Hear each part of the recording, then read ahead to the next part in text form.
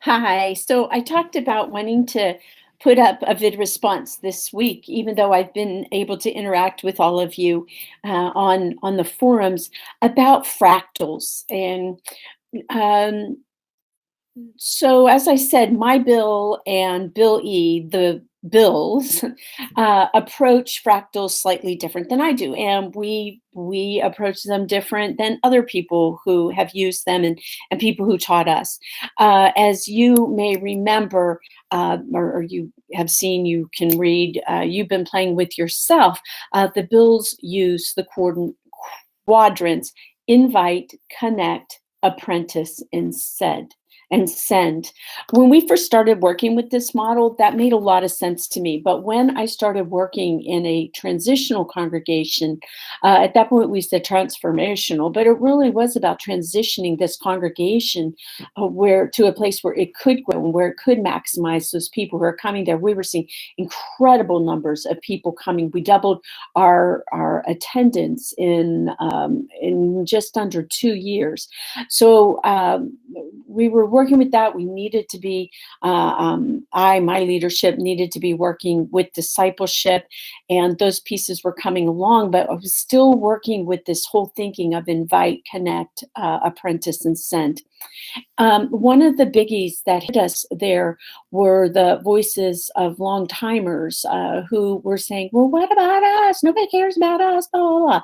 And I'm thinking, okay, transitions, how can we help them with that transitioning?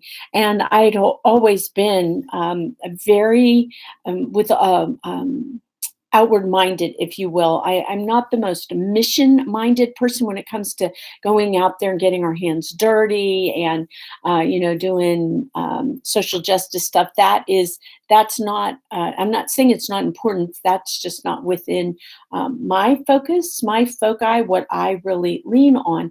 And so that wasn't it. But for me, that being outside, it was, how are we getting people in? How are we getting people in? Where's our evangelism? How then are we connecting them? And this whole concept of connection really being at three links. Bill E started really playing with that, I think, and or at least he's the one who inspired me. That connection isn't just connecting with the church. People have talked about connecting with the church. I think about connecting with God. It was Bill E who really brought home the need to connect people with others. That's that hospitality piece. So when we're thinking about connecting, for me, I wanted to come in. I wanted them to connect with God, right? That's what worship is about, connecting with God. And out of that, you have this personal relationship with Jesus. Connect. But the reality is, maybe we could say most people, if not many, not merely many. I'm willing to say that most people without a church background, and even those with the church background, I'll go you there this evening, that they have to get connected with the church first before then they'll really start to connect worship wise, and let alone connect in a personal spiritual way. So I am going to put those pieces into invite. I want to get people in. I want to get them connected to one another, or at least to others. I want to get them connected to Jesus, and I want them to connect into worship, to be able to learn about worship and to worship. But that part of really connecting them to the church. So it's, let me say it again. So it's with one another, it's to spiritual, to Jesus is what I'm going to call that, and to worship, but it's also then connecting them to the church. So I need to start that again: connecting to people, connecting to Jesus, connecting to the church. Not perhaps in that way. In fact, I'd be willing to bet, if I were a gambling kind of person, it's going to be other people, church, God. Right. So that's what we're trying to do. But you've got to get in with people. See, I put that all in an invite, or at least that connecting with other people and then connecting them into the church. I don't give it its own fractal. For me, I want to get them there and then get them into that discipleship I call that equipping. It is where we're equipping them in a number of different ways. So we're trying to equip them with tools. It may be that they need tools just to overcome emotional baggage or emotional stuff. They may be carrying a lot of guilt and shame. There may be groups that they need to be in for all of that. Um, there's the pre-Christian. Again, if I were doing my fractals in a congregation now, it would be pre-Christian, Christian, disciple, and then I would go to missionary, living that out in either local mission, right, their own vocation, and or further out, as possibilities global, or maybe in different parts of the country. I'm loving this. I know people who have taken the retirement and have moved to other places to fulfill the ministry that they understand, believe, know that their God is calling them to do, but not in their current location. Okay, so that's where I'm at with that disciple quadrant. The next piece, so I'm going to call that equip, invite and equip. Then I have a care fractal, and this is where it really came home with those long timers when we were trying to do things that were called for a lot of transition in that church, and as they were seeing more and more people, and so we put a care fractal into that. So that care fractal then was had. Let's see if I can remember this. I was writing this down last night, so forgive me while I check on my notes. There it is. There was oh no. Yep. Okay. There was a homebound quadrant. So I've got a fractal. I'm calling this care fractal. Now I've got a subfractal, right? And the subfractal, or the quadrants within that, are those who are shut in or homebound, whatever home may look like for them. Those that are in the hospital, or in kind of a critical care place. It may be that they're not going to be permanently homebound. They're in a step down facility. Those would be within one fractal there. Another fractal then was death. So this death, funerals came into that as well. And then we had our Stephen ministry. If you're not familiar with Stephen ministry, it allows pairings of a trained Stephen minister with they're called caregivers, or Stephen ministers are paired with a care receiver. It's an incredible ministry, although I am finding that churches are starting to do some tweaking, in part because of costs, and in another part because of some of the requirements, which are incredible. So that is in no way to set that aside. But I don't want churches ever to think, oh, we can't afford to have a Stephen ministry, when there are ways that that can be pursued. But not going to go into that here, obviously, not possible. Okay, so there were hospitalizations were in there, the homebound ministries, the dying death ministries, following up funerals, and post-funeral, right, the kind of grief piece, and then the Stephen ministry, which was able to provide pastoral care in there, pastoral care that the pastor can't possibly give in any way. So that care ministry, remember, ministry is what we do within the walls of the church. Mission's what we do outside. And your fractals within that care ministry could look different.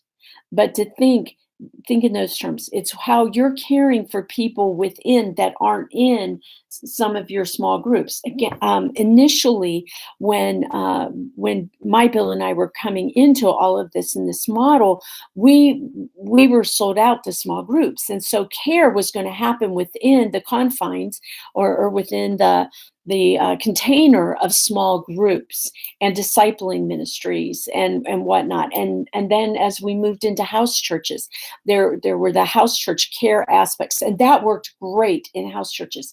But in the reality of transitioning from the where churches are without small group, without being small group centered, and being church used to a pastor or maybe some elders that work with them, from moving from there, you've got to have a central care piece of a care mechanism. And that's where that care fractal for me comes in. And then you've got the sending. Okay, so this has been a decades old conversation that my Bill and I have been having about calling a fractal send. We mainliners are very good at sending. We send money. We like to send missionaries. We like to send other than ourselves. Jesus said, send, and we're to go. We're not the ones who say, oh, send, because then we're not saying, send me. This is go. The church, Jesus said, basically invite. And we're not saying, oh, go invite. We invite. What do? We connect. We apprentice. We care. We, you're right. We disciple. Well, we don't send, we go. So that go fractal then for me is the fourth central quadrant. That covers the four necessary basics of church: invite, equip, care, and go. And then in that go fractal, I have local mission, global mission, which often includes the like apportionments in the Methodist system, disciples mission fund in the disciples system, then missionary deployment. And that's where I put personal ministry assessments. It's where we really sit down with people and see where they are and where God is calling them. That pulls that out of, again, that apprentice and connect place where I think the Bills would put it, that I want to put that into missionary development so that already people are in that go fractal. But do you see how these all come together and play together? That's what fractaling, that's one of the key reasons for fractaling. So local missions, global mission, missionary development, and then this fourth quadrant I've seen done in different ways. I keep it open. Just because we have quadrants, don't go to quindrips or quintradents or whatever. You really want to stick at the four, but you can have one that's not yet filled. Because the beauty of fractals, another beauty, is that the person that you call to lead a particular fractal, they'll see the picture for that fractal. So fractals are breakouts, right? Not breakdowns, they're breakouts. They're repeating patterns. So I can see we need invite, equip, care, and go. But like I say, I'm not the most mission-minded, mission-focused person. But whomever I'm going to work with in that go fractal is my go fractal director, right? My go director is what I'm going to call them. My go director or my go minister. They're going to see a clear picture. Now, I know what pieces need to be there, right? If you don't want to put development and deployment in there, then you're going to have to show me where, because I know that that's a key necessity. And so, right, so we can have that conversation, but you're going to know some of the finer pieces. You're going to know how local missions should break down into that sub-quadrant. So each quadrant has these sub-quadrants going for it, and on and on and on. That's why it's a fractal, why it's a repeating pattern, because it's keep going and going and going, like that tree whose trunk becomes branches, whose branches becomes limbs, whose limbs become leaves that have their own little looking, right, little trunks to them that carry out limbs and that carry out the little veins, right? Those are your limbs, your little branches. Okay, so this is what is happening and can happen with fractals. So I mentioned to in one of the posts about coming up with fun names, and this is how I would, if you will, spin my fractals, my core fractals. Come, grow, care, and go. Come, invite, invite, invite. My only reason I wouldn't like come is because it takes me back to that y'all come evangelism, where it's like, come, come, where it's really about us, invite, invite. So if you could, I don't know, but come, grow, that's the whole equipping, that apprenticing, discipling piece. Come, grow, care, and go. And we need to be within those quadrants. Okay, let's see. I think I want to say one more about fractals. Two more things, I think now. Okay, so when you think of your core, of your congregation's core fractal, again, this core fractal, these are the absolute necessities for a well-rounded church.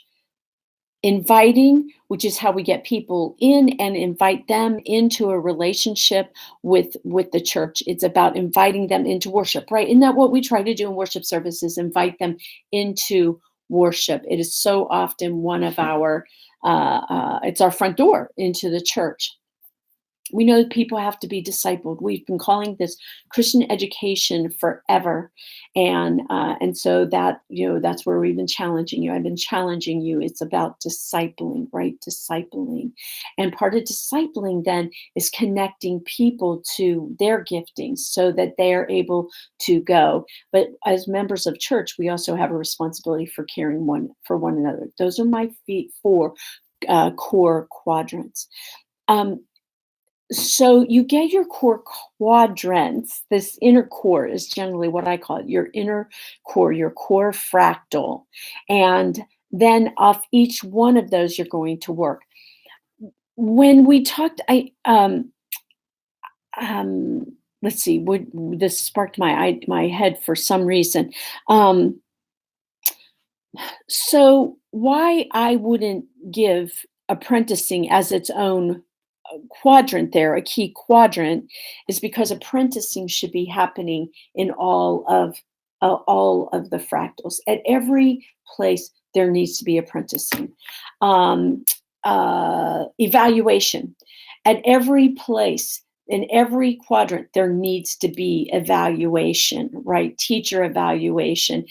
There needs to be annual check-ins with members about how there are people who are ministering in positions in the church, right? How did it go? Just the same as we evaluate our staff, or we're supposed to, or need to be evaluating staff, paid staff members. Everybody in a leadership position, everybody who serves in any ministry or mission needs to have an annual evaluation. That comes as part of that, as part of that missionary deployment. How's it going? What were your challenges? What were the most exciting things? What were the most frustrating things? Are you ready for another year? Do a 360 with them, at least with their immediate supervisor, their fractal leader. You know, what do you see? What did they enjoy? Do you think they might be better fitted for ministry? Otherwhere. Remember, anytime you tell anybody at all, this is not the place for you, you have to tell them where you see the place to be. It's not enough in ministry to say, oh no, that's not your calling, or no, you're not any good at that. Well, heck, if they're not at that, then God must have given them the gifts and skills for another ministry. So it is our responsibility to help them, or to help give them avenues to not just say no, but if it's not here, then my question comes back to you, then where? Okay, so that's an annual evaluation that each one of our groupings, each one of us, our ministry folks, do with our people individually or perhaps in small group. There's some models. Again, there are models out there for doing that. In addition to this, this is just the ministry, if you will, the ministry core. There's another core fractal, and that's administration. And we've got to be careful not to collapse those together. So in the administration fractal, you're going to get finances, and the subfractals there are monies in, monies out, investments, right? How we invest our money, and then endowments are in there. Where does stewardship go? Money in. All right, stewardship campaigns, if that's determined part of the ways that we work with money in, it's there. Property is the second of the core quadrants, second fractal in that administrative core fractal. Property, that's going to be maintenance, capital improvements. Let's see, can you see? I'm trying to read my notes. Policies, property policies. When you have events there, who's responsible for the events? Who's going to coordinate with whom around your events? Um, Legal compliance is another one of the compliances, you might say, or the legal pieces is another quadrant in there. And then HR, also known as staff, pastoral relations, HR. With HR, you're going to have those who work with hiring. You're going to have staff development, making sure that your staff is developing, and that you're making sure you're working with finance, that those monies are there for that. You want the pastor support group, and within that quadrant of the HR quadrant, you are going to have the pastor's prayer team. You will have the pastors. You might call it the celebration team, which is going to help celebrate pastor and pastors' families, birthdays, anniversaries, pastor's anniversary at the church, anniversary of pastor's ordination, pastor's prayer team is on there, pastor's encouragement team. That's all part of that pastoral support. It is not about HR, about doing those evaluations and making recommendations back. You notice that there is not the complaint department. We're doing a step up. The pastoral relations is not about complaints. That we have triangulated into our codified triangulation. That's what I like to call it. We have codified triangulation in our bylaws by saying that if pastoral relations committee or whatever you call it in your congregation, we listen to any concerns that you have about the minister. No, that says instead of dealing with the issue, then I'm going to go up here, often anonymously, so that you can deal with it there. We'll talk more about that when you take conflict, utilizing conflict course. I love talking about pastoral support committees. So you see, I have just a few things to say about that. So again, you've got HR, finances, property, and then legal and compliance fractal that's going to make sure those things are taken care of. Let me go back and say this last note. I really hope this is the last note for this evening that popped into my mind. Under invite, that's where worship is. Worship is a fractal all of its own. You can subdivide worship again in different ways. I've envisioned it and have worked with it in different ways. When I say I've envisioned it in different ways, depending on who my staffs have been to live that out. When I've had multiple worship worship services. I actually had done my worship coordinates for each service at first, and then I found it was better for integrating if we did worship together. So again, in that invite, I had worship, I had hospitality, I had logistics there. That's where deacons and elders generally kind of came under those auspices because they were the ones, logistics, who needed to be where, how was that going to work out? So we got hospitality. We had our evangelism, our attraction events, that reaching out. So that's reaching out attraction events. What we're going to do to be attracting people, or providing, more specifically, providing events, providing opportunities for people to be able to invite friends and others to come and be part of that. So somewhere I have these fractals, and I am not placing my hands on them. I haven't needed to work with them, or haven't worked with them for a while. But you've really generated some good conversation about fractals, and as you're thinking and talking about them, I thought it was really important to think about them. So as you're working specifically with your Christian Ed pieces, your discipleship pieces, do think about how are you moving people through and around, and you don't have to worry just with the core quadrant, right? The disciple, or connect, equip, core quadrant. It has those. Each quadrant has its own fractals. So be thinking along those lines. Anyways, thanks for listening to me. I really like the opportunity to think always. Wish this is time. I wish that we were in a class with one another so we could play with this. You could ask your questions, and we could spend more than just a hit and miss few hours, or not even a few hours together in this regard. So much. What is it? Willy Wonka who said. So much to do, so little time. I think he started with so little to do and so much time. Wait, reverse that. So lots of learning, but we really are exploring second level classes so we can continue these kind of conversations. All right. Thank you.